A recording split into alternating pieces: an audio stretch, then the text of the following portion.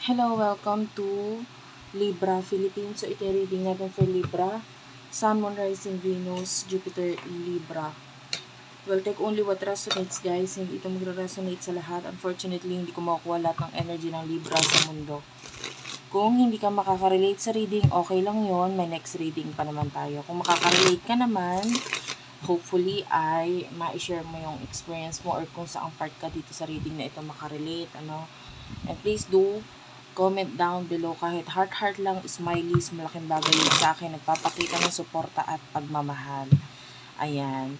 At saka, Madam Piha, don't forget to follow us on Facebook.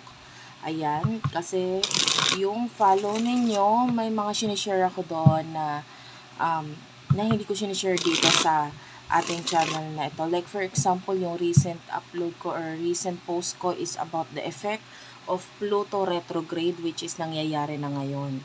Ayan, mararamdaman yan hanggang October 2025, October ngayong taon. So, kung gusto mong malaman kung ano maaaring maging effect sa inyo yan, ay i-follow mo ako doon.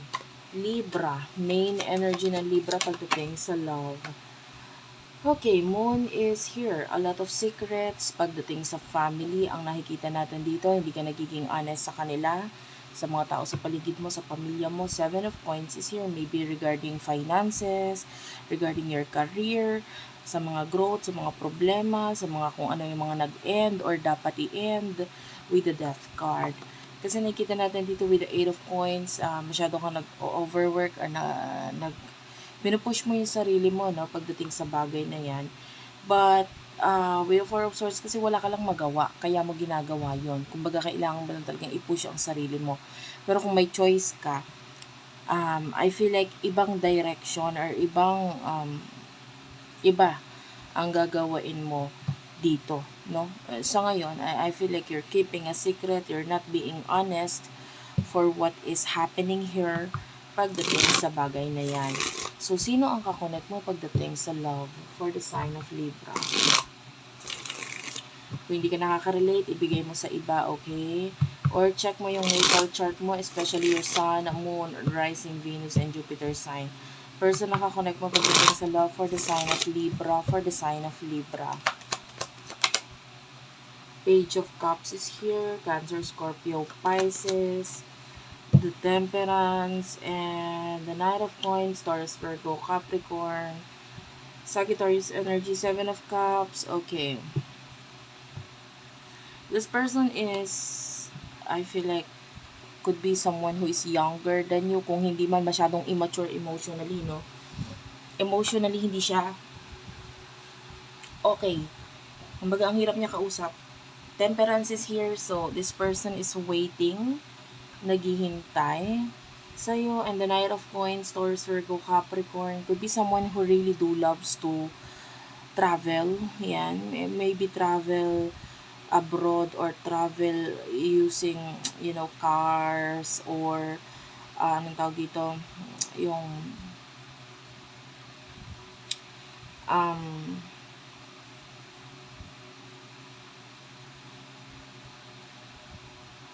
motor. Yan, basta yung wheels ang gamit. So, this person is daydreaming. This person is waiting for you. I feel like ikaw yung nakakapagpasaya sa person na to. But now, you are gone. The way I see this with the moon, nakakita tayo dito ng self-reflection sa'yo, focusing on self, focusing on the things around you. Ganun yung main focus mo eh. And nakikita natin with the Seven of Coins, you are,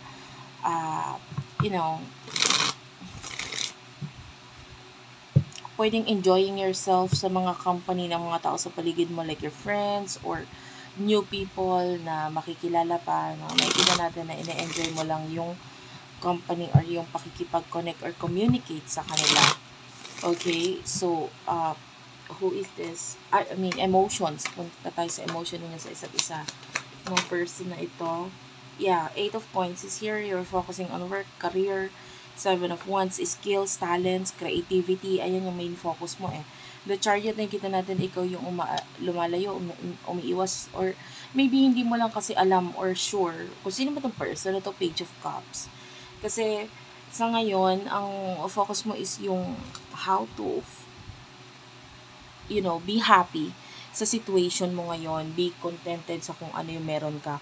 And, you're just focusing on your own business.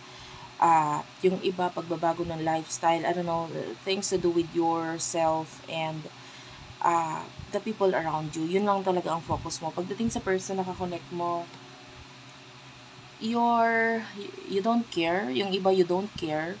Or hindi mo alam yung tungkol dito sa person na to. Na I feel like this is a person in the past. Yeah, the tower is here. So, pwede nagkaroon na ng ending sa inyo ng person na to. So, kumbaga, bakit pa magfo-focus ka sa kanya, nakalimutan mo na or hindi mo na siya inaalala pa. So, ano yung emotion ng taong ito for you, for the sign of Libra, please. Ito, pwede magkapalit-palit ang roles, depende sa nangyayari sa'yo. So, bahala ka na ilagay ang sarili mo sa sitwasyon. So, ano yung emotion na itong taong ito para sa'yo, for the sign of Libra, please. Emotion niya para sa'yo. Okay, may lumabas na card, pero ito ay lumayo or tumilapon. The Lovers is here. This is Gemini energy, King of Coins, Taurus, Virgo, Capricorn, the Hermit, Major Arcana, Two of Swords. Okay. I feel like umiiwas or lumalayo din ito person na to with the Seven of Swords. The Lovers is here. So, nakakita tayo dito na gusto niya ng relationship. Gusto niya na, this person is very passionate sa'yo. No, nakakita tayo dito ng love mula dito sa person na to, passion mula dito sa person na to. Pero yung the Hermit, kasi nakikita ko ito as, alam mo yung literal na hermit crabs. Hermit crabs use shell para protektahan ng sarili nila. And that is what this person is doing right now. Meron siyang shell na nagiging, ginagamit niya itong shell na ito to, forget or para protektahan ang sarili niya. So, tinatry niyang kalimutan ka, tinatry niyang mag-focus sa mga desisyon niya sa buhay at pwedeng ang desisyon niya something to do sa pag-iwas, paglayo sa'yo kasi nga ayaw niyang masaktan. Okay? So, iniwasan niya lang ang sarili niya or iniwas niya lang ang sarili niya mula sa sakit na maaaring maidulot mo sa kanya. I don't know why, pero might be iba yung masyado siya nag-advance thinking sa kung ano yung maaaring kahinatnan ng koneksyon ninyong dalawa. So, masyado siya nag-advance thinking regarding that. So, what will happen in the near future for the both of you in the near future para sa'yo, Libra? One more shuffle. In the near future para sa mga Libra. Okay, sorry about that. Nagalaw yung card, yung ating stand, Palace of Wands, King of Wands, yan. You are very at home in the near future. Kung nasaan ka man ngayon, I feel like there's a lot of positivity na naghihintay dyan. You will be like the king in the place where you are right now. If this is a career na parang you feel like you're not enough, okay, or wala ka sa tamang place, some of you, there's changes na magiging dahilan for you to feel at home kung nasaan ka. Magiging magiging parang